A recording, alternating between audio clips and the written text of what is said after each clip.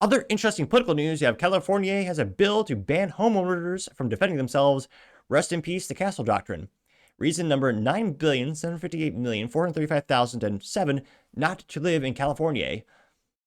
In addition to not being able to own most firearms, quite the antithesis of what the founding fathers had in mind, and also having gasoline being taxed to death and, crime being rampant left and right, they now want to force you to be a victim, akin to living in the hellish area of New Jersey, which is one of the worst, if not the worst state in the union when it comes to the Second Amendment and your right to defend yourselves. You don't have that in New Jersey. It's terrible. Don't live there. Now, I'll read the actual bill breakdown, but I think this young gentleman might summarize it up even better. Elon Musk also reposted this, simply saying crazy. Now, this is originally posted by Bruce Lau, saying, quote, California Democrats just escalated the war on law-abiding citizens. Not only did they vote to defund the police and set criminals free, now they want to make people in their own homes sitting ducks for violent home intruders, also known as the New Jersey policies. I mean, no one's called it that before, but I will now. California Democrats now want to ban self-defense. Radical left California lawmaker Rick Zeber just proposed a new bill that would ban fighting back during violent home invasions. First, they came for our constitutional right to bear arms. Then, they slashed police budgets and packed the courts with soft-on-crime judges. Now, they want to take away our right to defend ourselves and our families in our own homes. California's war against law-abiding citizens must end. There's a reason many people and businesses have left. So much so, they ran out of U-Haul trucks, which I thought were nearly infinite in quantity. That's how corrupt and bad California has become.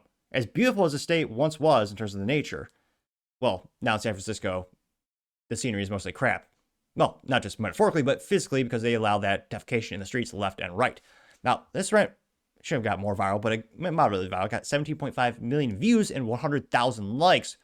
And we'll dive into the specifics of the bill in a second here. One of the first comments comes from the Liz variant, saying, quote, they favor criminals over law-abiding citizens because that's a chunk of their voters. Well, yeah, getting 65 likes.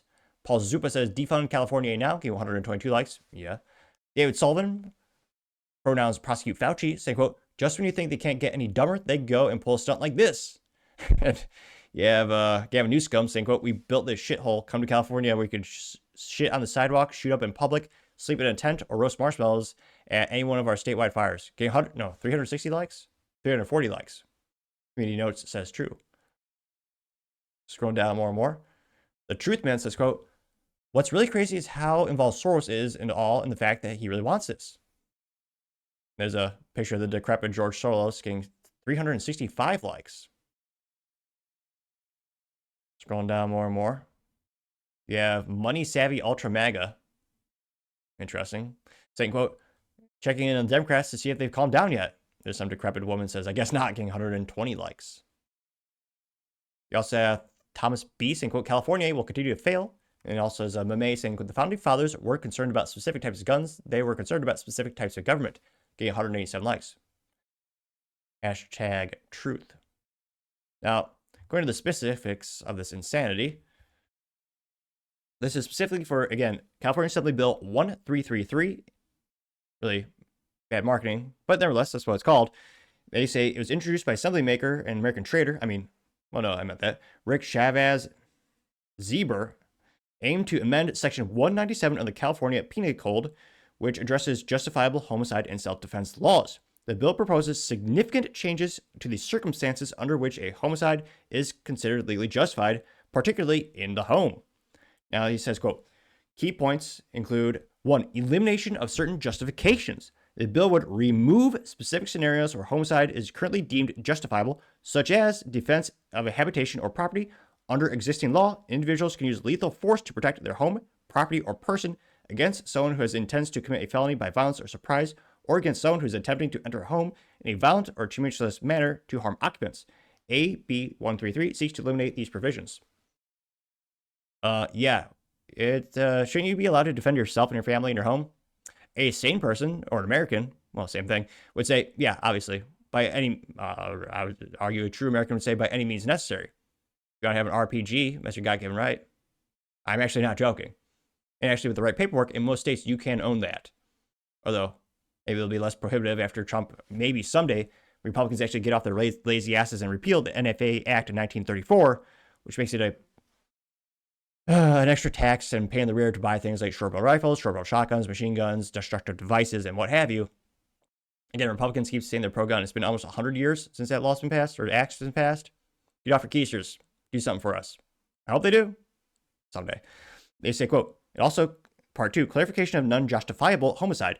It includes stricter conditions specifying that homicide is not justifiable when a person uses more force than necessary to defend themselves and a danger. This suggests a shift toward requiring de-escalation or disengagement when possible, particularly in situations outside the home. 3, duty to retreat. This is the cancer that is New Jersey. Duty to retreat. While the bill itself does not explicitly use the phrase duty to retreat, advocacy materials and interpretations, such as those from Moms Defend Action, which is the most mentally vacuous thing they can be in terms of, if you're a mom, your number one job in life is defend, nurture, and guide your children. If, heaven forbid, you're home alone and someone tries to break your home and hurt you, I don't care on average what woman you are, you will not defeat a full muscular man like Dwayne The Rock Johnson or whoever kind of someone's bringing to your house. That's why a wise man once said, God made man, Samuel L. Colt made man equal. He was the first and most successful patent owner in terms of having the first commercial viable repeating revolver, which changed the game. Yeah, it blows my mind that moms are anti-gun. How mentally vacuous can you be? Your job is to protect your family. A gun allows you that. I mean, the AR-15 was the most brilliant implements ever designed. Thank God Eugene Stoner had that, ironically, in California, thought of the idea of the AR-15. And, well, he thought of the AR-10 first, but I partially digressed in terms of the nuances. But yeah, the duty to retreat.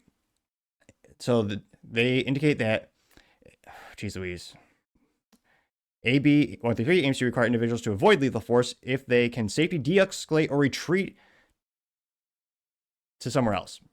This aligns with the characterization of the anti-standard ground measure, contrasting with laws in some states that allow individuals to use force without retreating, also known as AKA standard ground. Which, again, not a legal scholar, but rudimentarily speaking, if you feel like your life is threatened, you're allowed to use deadly force. I would argue that's the American thing and what the founding fathers would want.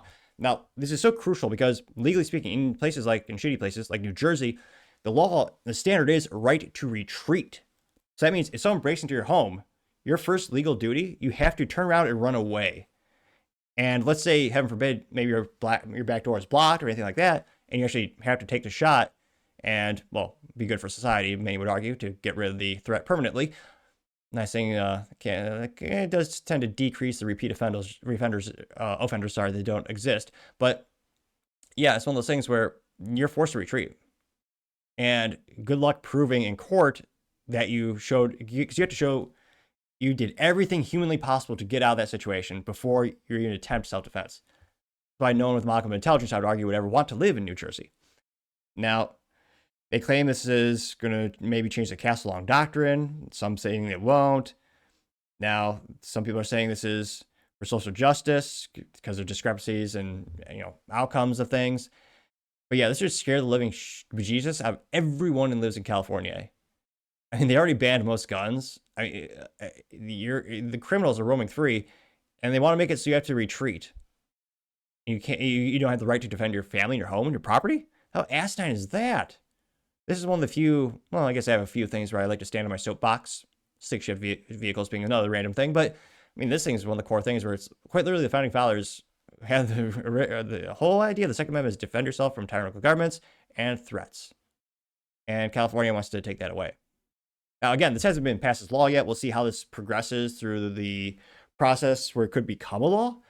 And again, hopefully, things like the Federal Firearms Policy Coalition and Gun Owners America, they sue it's all going to play out in the courtroom.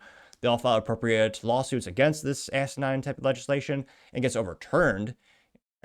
But I mean, I'm not a fan of the federal government, obviously, but I wish in terms of, our God-given rights, like Second Amendment, I mean, I think every state it should be the standard on a federal level for it to be a right, not the right to retreat, but actually to stand your ground and defend yourself and your family. But again, it's quite concerning. If you live in California, you got to be on top of this, not only trying to take your guns and ban your guns, make you a criminal, now they want to force you to be a victim, which, yes, I don't know, one of the most morally vacuous things on the planet. So again, hopefully this doesn't progress, but we'll see what happens. And as always, let me know in the comments, because Be fascinated to hear what you have to say. Thank you, everyone, for taking the time to tune in today. Again, try to get to 5,000 subscribers by the end of the month, so if you can click that button, I greatly appreciate it. Also, give me a thumbs up, thumbs down, or comment. It's a great way to give me some additional feedback, letting me know how I can make the show better and better. Lastly, don't forget to take time to tell your family, tell your friends, tell your coworkers, heck, tell your enemies, tell anyone and everyone. Just stay safe, fight the good fight.